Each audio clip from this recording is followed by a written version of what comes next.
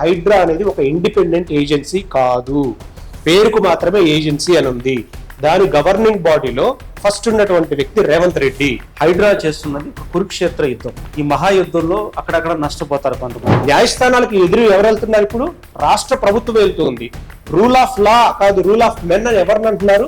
Rule of men అంటే రేవంత్ రెడ్డి ప్రభుత్వం చేస్తున్నటువంటి. కోర్టుకి తప్పుడు ఆధారాలు సమర్పించారు, కోర్టుని తప్పుదోవ పట్టించారు. అంటే ఆ మర్డర్ చేసిన వ్యక్తికి హైడ్రా రంగనాథ్కి పెద్ద తేడా ఏం కనిపించట్లేదు. నెక్స్ట్ టైం రేవంత్ రెడ్డి వస్తాడు కోర్టుకి, పొంగులేటి శ్రీనివాసరెడ్డి వస్తారు, వాళ్ళ పిఏలు వస్తారు. హైడ్రా కమిషనర్ పదవి నుండి రంగనాథ్ని వెంటనే తొలగించండి అంటూ తెలంగాణ హైకోర్టు పలుమార్లు చెప్పినప్పటికీ కూడా ఇప్పటికీ ప్రభుత్వం ఇంకా హైడ్రా కమిషనర్ గా రంగనాథ్ని కొనసాగిస్తుంది. హైకోర్టు చెప్పినా ప్రభుత్వం పట్టించుకోదా? ఈ కేసులో ఏం జరుగుతుంది? చట్టపరంగా హైకోర్టు నెక్స్ట్ ఏం చేయబోతోంది? రంగనాథ్ని కాపాడడానికి ప్రభుత్వం ఇంకా ఏ విధంగా ముందుకెళ్లబోతుంది? ఈ అంశాలపై మనం మాట్లాడదాం. మనతో పాటు ఉన్నారు ప్రముఖ న్యాయవాది నాగూర్బాబు గారు. ఏం జరుగుతుంది ఈ కేసులో? కోర్టు చెప్పినా గానీ ఎందుకు ప్రభుత్వం పట్టించుకోవట్లేదు?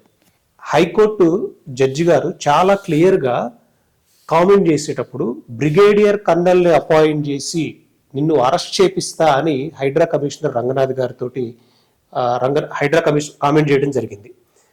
స్టేట్ గవర్నమెంట్ స్టాండ్ తీసుకొని అడ్వకేట్ జనరల్ గారు అప్పీర్ అయ్యి ఈ కేసులో అప్పీర్ అయిన తర్వాత లాస్ట్ జడ్జిమెంట్ ఆర్డర్లో న్యాయస్థానం చేసినటువంటి కొన్ని కామెంట్స్ చూశారంటే మీరు ఒకసారి నేను పంపిస్తాను, వాటిని డిస్ప్లే చేయండి. ఇతని చర్యలు ప్రజాస్వామ్యాన్ని కూనీ చేసే విధంగా ఉన్నాయి. రూల్ ఆఫ్ లా ఉండాలి కానీ రూల్ ఆఫ్ మెన్ అనేది ఉండకూడదు, వ్యక్తుల యొక్క అధికారం ఉండకూడదు అనే కామెంట్ చేశారు. అయితే చాలా మంది ఒక భ్రమలో ఉన్నారు. ఏంటంటే హైడ్రా అనేది ఒక ఏసీబీ సంస్థ లాంటి, ఒక సిబిఐ సంస్థ లాంటి, ఒక ఈడీ సంస్థ లాంటి ఇండిపెండెంట్ ఏజెన్సీ అనుకొని ప్రజలు భ్రమకు గురవుతున్నారు. మీరు అర్థం చేసుకోండి, హైడ్రా అనేది ఒక ఇండిపెండెంట్ ఏజెన్సీ కాదు, పేరుకు మాత్రమే ఏజెన్సీ అని ఉంది. దాని గవర్నింగ్ బాడీలో ఫస్ట్ ఉన్నటువంటి వ్యక్తి రేవంత్ రెడ్డి, సెకండ్ ఉన్నటువంటి చైర్మన్ గా ఉన్నాడు. సెకండ్ పర్సన్ ఎవరు? మున్సిపల్ అడ్మినిస్ట్రేషన్ శాఖ మంత్రి, అతను కూడా రేవంత్ రెడ్డి. థర్డ్ పర్సన్ తర్వాత డిజాస్టర్ రెవెన్యూకి సంబంధించిన మినిస్టర్ పొంగులేటి శ్రీనివాసరెడ్డి. పొలిటీషియన్స్ చేత మానిటరింగ్ చేయబడుతున్నటువంటి గవర్నింగ్ బాడీ కలిగినటువంటి ఒక పొలిటికల్ వెండట్టా ఉన్నటువంటి బాడీ ఇది ఇండిపెండెంట్ ఏజెన్సీ కాదు. ఈ హైడ్రా రంగనాథ్ అనే వ్యక్తి ఆ గవర్నింగ్ బాడీలో 11th పర్సన్, 12 పర్సన్స్ ఉంటే 11th పర్సన్ అంటే చివరి సైనికుడు. సో ఇదంతా ఎవరు చేపిస్తున్నట్టు? రాష్ట్ర ప్రభుత్వం చేపిస్తూ ఉంది. న్యాయస్థానాలకు ఎదురు ఎవరు వెళ్తున్నారు? ఇప్పుడు రాష్ట్ర ప్రభుత్వం వెళ్తూ ఉంది. రూల్ ఆఫ్ లా కాదు, రూల్ ఆఫ్ మెన్ అని ఎవరిని అంటున్నారు? రూల్ ఆఫ్ మెన్ అంటే రేవంత్ రెడ్డి ప్రభుత్వం చేస్తున్నటువంటి ఇది ఒక దుశ్చర్య. హైడ్రాకు అనుకూలంగా హైడ్రాను ప్రశంసిస్తూ రేవంత్ రెడ్డి పోస్టులు పెడుతున్నారు, మీడియా ముందు మాట్లాడుతున్నారు. దీన్ని ఎలా తీసుకోవాలి? రేవంత్ రెడ్డి మీడియా ముందు మాట్లాడుతున్నారంటే ఆయనే చైర్మన్ కదా హైడ్రాకి. ఆయన మీద ఆయన నిందలు వేసుకోలేడు కదా. మేము ప్రజలకు మంచి చేస్తున్నాం అని చెప్పుకుంటాడు. ఆయన చైర్మన్ గా ఉన్నాడు కాబట్టి ఎస్ మేము మంచి చేస్తున్నాం అని చెప్తూ ఉంటాడు. కానీ హైడ్రా పేరు చెప్పి ఎన్ని దందాలు జరుగుతూ ఉన్నాయి, హైడ్రా పేరు చెప్పి ఇలాంటి ఈ కేసు మీకు చాలా ఎగ్జాంపుల్ గా చూపిస్తాను. 40 ఎకరాల ప్రైవేట్ ల్యాండ్, లోయర్ కోర్టు ఈ ల్యాండ్ ప్రభుత్వానిది కాదు, ఇది ప్రైవేట్ వ్యక్తులది అని శాంతారాం కన్స్ట్రక్షన్స్ కి లోయర్ కోర్టు ఆర్డర్ ఇచ్చింది. లోతుకుంటకు సంబంధించిన 40 ఎకరాల ల్యాండ్. ఆ కన్స్ట్రక్షన్ కంపెనీ మీదకి హైడ్రాను ఎందుకు పంపించావు? ఫస్ట్ టైం పంపించినప్పుడు వాళ్ళు కోర్టు ఆర్డర్స్ అన్ని చూపించారు. మళ్ళీ వాళ్ళు హైకోర్టులో రిట్ పిటిషన్ ఫైల్ చేశారు. రిట్ పిటిషన్ ఫైల్ చేస్తే హైడ్రా స్టాండింగ్ కౌన్సిల్ ఏం చెప్పారంటే మేము we will not interfere in private lands, మేము దాని జోలికి వెళ్ళము అని చెప్పారు. అంటే హైడ్రా చెప్పినట్టే కదా. చెప్పిన మళ్ళీ 10 రోజులకే ఏ లూతుకొండకు సంబంధించినటువంటి ఎవరైతే పిటిషనర్ ఉన్నారో ఆ పిటిషనర్ మీద ఎఫ్ఐఆర్ చేసి బలవంతంగా జేసీబీలు వీటినన్నింటినీ తీసుకెళ్లి అక్కడ కూల్చివేతలు చేసి అక్కడ గుంతలు దవ్వి దాన్ని ఆక్యుపై చేసే ప్రయత్నం ఎందుకు చేస్తున్నారు అంటే ఇప్పుడు ఈ చైర్మన్ దగ్గరకు వచ్చి ఆ 40 ఎకరాల్లో సార్ మీకు ఒక 20 ఎకరాలు ఇచ్చి సెటిల్మెంట్ చేసుకోవాలి అనే బెదిరింపులకు గురి చేస్తూ ఉన్నారా? ఆ బెదిరింపు చర్యల్లో భాగంగా కోర్టు ఎప్పుడైతే ఇంటర్ఫియర్ అవ్వద్దని చెప్పినా గానీ ఇతని మీద ఎఫ్ఐఆర్ చేశారా? ఇదంతా హైడ్రాను అడ్డు పెట్టుకొని రాష్ట్ర ప్రభుత్వం ఆడుతున్నటువంటి నాటకంగా ఉంది. ప్రభుత్వంలో ఉన్నటువంటి అధికారులను అడ్డు పెట్టుకొని ఈ రాజకీయ నాయకులు ఆడుతున్నటువంటి నాటకం ఇది. రంగనాథ్ హైడ్రా కమిషనర్గా మేము చాలా చెరువుల్ని రక్షించాము, కబ్జాకు గురైన అనేక చెరువుల్ని కాపాడాము, కొన్ని వేల కోట్ల ప్రభుత్వ ఆస్తుల్ని ఈరోజు కాపాడాము, అంటే అక్రమాల చెర నుంచి బయటకు తీసుకొచ్చామని రంగనాథ్ చెప్తున్నారు. అందులో కొంతమంది నన్ను టార్గెట్ చేశారు, పెద్దవాళ్ళు, వాళ్ళకి ఇది నచ్చట్లేదు నేను చేసేది, నన్ను టార్గెట్ చేశారు, కోర్టుకి తప్పుడు ఆధారాలు సమర్పించారు, కోర్టుని తప్పుదోవ పట్టించారు. అంటే కోర్టుని తప్పుదోవ పట్టించడం వల్లే ఇలాంటి తీర్పులు వచ్చాయి అనేది రంగనాథ్ ఓపెన్ గా చెప్తున్నారు. దీని గురించి ఏమంటారు?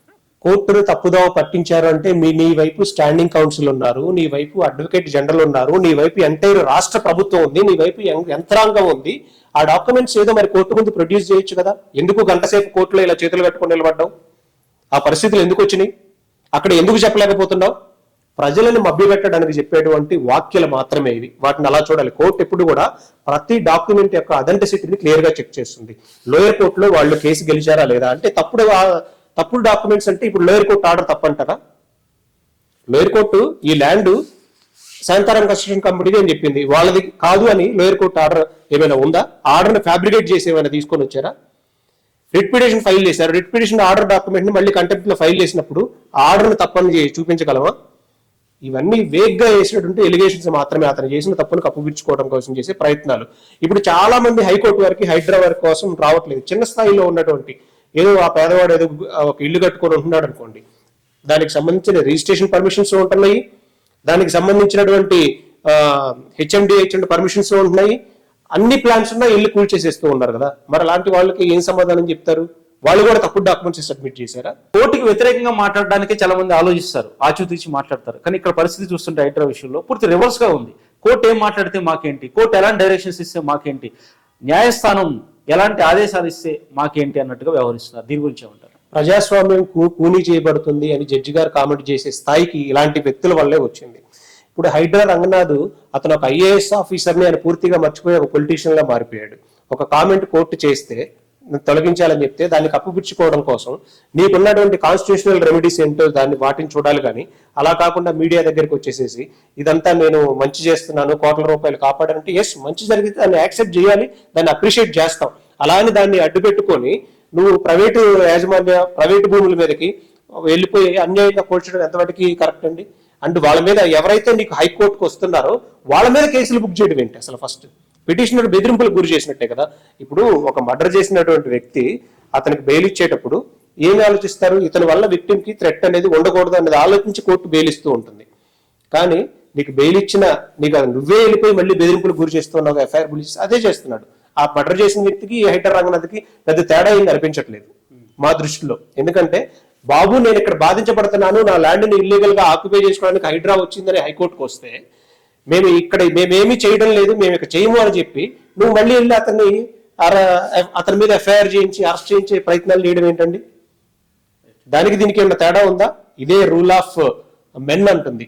ఇక్కడ డెమోక్రసీలో ఎప్పుడు కూడా రూల్ ఆఫ్ లా అనేది ఉండాలి. కాన్స్టిట్యూషనల్ కోర్ట్స్ ఎప్పుడు కూడా ఒక డెసిషన్ ఇచ్చింది అని అంటే దాన్ని చాలా పరిశీలించిన తర్వాత మాత్రమే. 70 కంటెంప్ట్స్ కోర్ట్స్ 69 కంటెంప్ట్స్ ఎందుకు పడుతున్నాయండి అతని మీద రిపీటెడ్ గా? ఎందుకు మిగతా వాళ్ళ మీద పడట్లేదు? వీళ్ళంతా కన్స్ట్రక్షన్ కంపెనీస్ అందరూ వెళ్ళి ఇతని మీద పగబెట్టుకొని చేస్తూ ఉంటారా? అలా ఎప్పుడు చేయరు. వాళ్ళ దగ్గర లీగల్ డాక్యుమెంట్స్ ఉంటాయి. ఈ సివిల్ సమస్యలను పరిష్కరించడానికి లోయర్ కోర్ట్స్ ఉన్నాయి. లోయర్ కోర్ట్స్ లో అక్కడ కాకపోతే హైకోర్టుకు వస్తారు. ఇంకా చాలా సుప్రీంకోర్టు గైడ్ లైన్స్ ఏం చెప్తున్నాయంటే మినిమం 15 days టైం ఇవ్వాలి, వాళ్ళకి నోటీస్ ఇవ్వాలి, వాళ్ళ వాదనలు వినాలి, వాళ్ళ దగ్గర కోర్టు ఆర్డర్స్ ఏమైనా ఉంటే హైడ్రా దాన్ని కన్సిడర్ చేయాలి, చేసి ఎస్ దీన్ని లోయర్ కోర్టు ఇలా డిసైడ్ చేసింది కాబట్టి మేము దీనిలో ఇంటర్ఫియర్ అవ్వలేము అని చెప్పాలి. అవన్నీ ఏం చేయకుండా వాళ్ళ ఇష్టారాజ్యంగా ఇష్టం వచ్చినట్టు ప్రైవేట్ ల్యాండ్స్ మీదకి వెళ్ళిపోవడం, సామాన్యులు ఇల్లు కూల్చేసేయటం. వాళ్ళు ఎలాగో కోర్టుకు రారు కదా.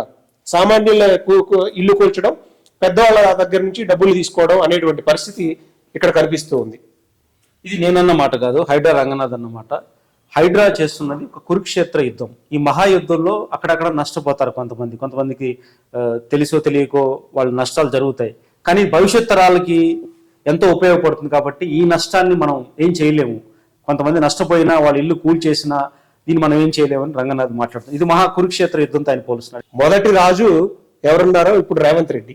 సో ఆ చివరి సైనికుడిని ముందు పెట్టి వెనకొన్న వాళ్ళంతా దీన్ని నడిపిస్తూ ఉన్నారు. దీన్ని ప్రజాస్వామ్యంలో రాజులు రాజ్యరకం ఎప్పుడో పోయి డెమోక్రటిక్ కంట్రీలో మనం బ్రతుకుతూ ఉన్నాం. ప్రజలు కట్టేటటువంటి ట్యాక్సులతోటి ప్రభుత్వాలు నడుస్తూ ఉన్నాయి.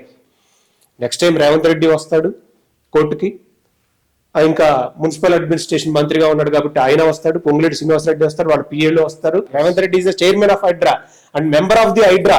అండ్ అతను గవర్నింగ్ బాడీగా ఉండి అతని డైరెక్షన్స్ లో 11వ సైనికుడు రంగనాథ్. మనం సైనికుడి మీద పోరాడుతున్నాం, రాష్ట్ర ప్రభుత్వాన్ని ఈ చైర్మన్స్ ని వీళ్ళందరినీ వదిలిపెట్టి నెక్స్ట్ టైం నుంచి ప్రతి అడ్వకేట్ కి నేను ఇచ్చే అడ్వైజ్ ఏంటంటే రిట్ పిటిషన్స్ లో డెఫినెట్ గా వీళ్ళందరినీ పార్టీ చేయండి. అంటే ఇక్కడ ఒక విషయం మనం ఆలోచించాల్సి వస్తుంది నాగూర్బాబు గారు. అంటే ఇన్నిసార్లు కోర్టు తీర్పులు ఉల్లంఘన, కంటెంప్ట్ ఆఫ్ కోర్టులు కానీ వద్దన్నా కానీ అక్కడికి వెళ్ళి కూల్చివేయడం కానీ ఇవన్నీ కూడా రేవంత్ రెడ్డికి తెలిసే జరిగింది అంటారా? మరి ఆయన చైర్మన్ గా ఉన్నారు కాబట్టి ఇందులో చైర్మన్ తెలియకుండా ఏమైనా జరిగితే ఇప్పుడు మీ సంస్థ యాజమాన్యం ఉంటుందండి. మీరు ఏదైనా ఎంప్లాయీస్ గానీ ఏదైనా తప్పు చేస్తే డెఫినెట్ గా చైర్మన్ దృష్టికి వెళ్తుంది కదా. అండ్ పాలసీలను ఎవరైనా ఇంప్లిమెంట్ చేసేది చైర్మన్ గారే కదా. ఎక్కడి నుంచి వస్తాయి మీకు అన్ని డైరెక్షన్స్? ఒక ప్రైవేట్ సంస్థ యొక్క పాలసీస్ డిజైనే చైర్మన్ స్థాయి నుంచి ఉంటున్నప్పుడు మరి హైడ్రా అని ఇండిపెండెంట్ ఏజెన్సీ అని భ్రమలో ప్రజలు ఉంచుతున్నటువంటి ఇలాంటి హైడ్రా ఏజెన్సీకి చైర్మన్ గా ఉన్నప్పుడు, మెంబర్ గా ఉన్నప్పుడు నీ శాఖ మంత్రులందరినీ మళ్ళీ ఈ 4 జిల్లాలకు సంబంధించిన మంత్రులు కూడా, ఇన్ఛార్జ్ మినిస్టర్స్ కూడా గవర్నింగ్ బాడీలో ఉన్నారు. ఇంతకన్నా పొలిటికల్ వెంటనే ఉన్నటువంటి ఏజెన్సీ ఇంక నేను ఎక్కడ చూడలా. ఒకటి ప్రజలు ఎన్నుకున్న ప్రభుత్వం, మరోపక్క న్యాయ వ్యవస్థ ప్రజాస్వామ్యంలో కీలకమైన మూల స్తంభాలు. ఈ నేపథ్యంలో రంగనాథ్ విషయంలో ఎలా ఉండబోతుందని ఒక అడ్వకేట్ గా మీరు చెప్తారు? ఎందుకంటే ప్రభుత్వం అలాగే ఉంటే మళ్ళీ కోర్టులు ఇన్వాల్వ్ అయ్యి ఇదే విషయాన్ని చెప్తే అప్పటికీ పట్టించుకోకపోతే ఏం జరగబోతుంది? ఇంకొకటి ప్రభుత్వం ముందున్న ఆప్షన్స్ ఏంటి? ప్రభుత్వం ఏం చేయబోతుంది రంగనాథ్ని కాపాడుకోవడంలో లీగల్ గా? రేవంత్ రెడ్డి డైరెక్ట్ గా చైర్మన్ గా ఉన్నాడు కాబట్టి ప్రభుత్వం డెఫినెట్ గా ప్రొటెక్ట్ చేస్తూ ఉంది. అడ్వకేట్ జనరల్ గా డైరెక్ట్ గా కోర్టులో అపీర్ అవుతున్నాడు కాబట్టి ప్రభుత్వం కోర్టు ముందు కూడా మేము ప్రొటెక్ట్ చేస్తున్నాం అనే భావనను కలగజేస్తూ ఉంది. వాళ్ళు సూచన చేశారు ఎవరికి? చీఫ్ సెక్రటరీకి. ఇప్పుడు చీఫ్ సెక్రటరీ ఎవరు? మళ్ళీ హైడ్రాలో వన్ ఆఫ్ ది మెంబర్. ఇది ఎలా ఉందంటే ఒక దొంగని మీద కంప్లైంట్ అతన్ని తీసేయమని పెద్ద దొంగకు చెప్పినట్టు ఉంది. ఎగ్జాంపుల్ ఇది.